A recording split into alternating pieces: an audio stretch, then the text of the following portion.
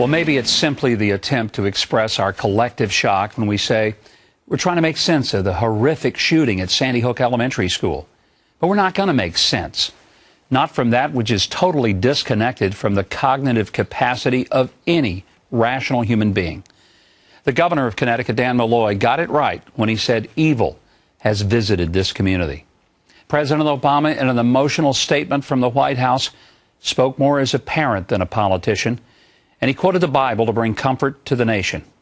Churches were filled in Newtown, Connecticut last night as candlelight vigils were held to grieve for the 27 innocent people killed and the countless lives of those shattered by a few seconds of crazed carnage.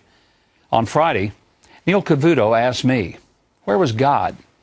And I said that for 50 years, we've systematically attempted to have God removed from our schools, our public activities, but then at the moment we have a calamity, we wonder where he was. Well, the predictable left lit up the airwaves and blogosphere with a vile and vicious reaction and jumped to the conclusion that I said that if we had prayer in school, the shooting wouldn't have happened. Well, I said nothing of the sort. It's far more than just taking prayer or Bible reading out of the schools.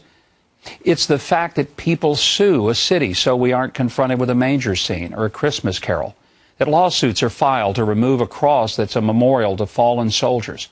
Churches and Christian-owned businesses are told to surrender their values under the edict of government orders to provide tax-funded abortion pills. We carefully and intentionally stop saying things are sinful, and we call them disorders. Sometimes we even say they're normal. And to get to where that we have to abandon bedrock moral truths, then we are asked, well, where was God?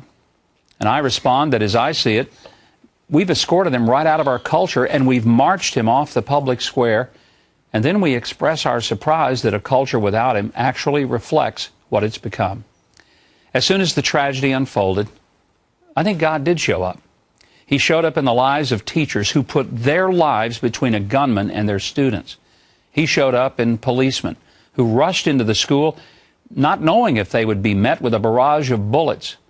He showed up in the form of hugs and tears for children, parents, and teachers who had lived through the slaughter. He showed up at the overflow church services where people lit candles and prayed. And he showed up at the White House, where the president invoked his name and quoted from his book. And in a few days or weeks, we'll probably ask God to excuse himself from view, and we will announce in our arrogant pride that we're now enlightened and educated, and we've evolved beyond needing him. And somebody's going to suggest that we pass a law to stop all this kind of thing. I might want to point out that we don't have to pass a new law. There's one that's been around a while that works if we teach it and observe it. Thou shalt not kill. Oh, there are about 9 others. But to tell you about them would require bringing God back, and we know how unacceptable that might be. Let's go.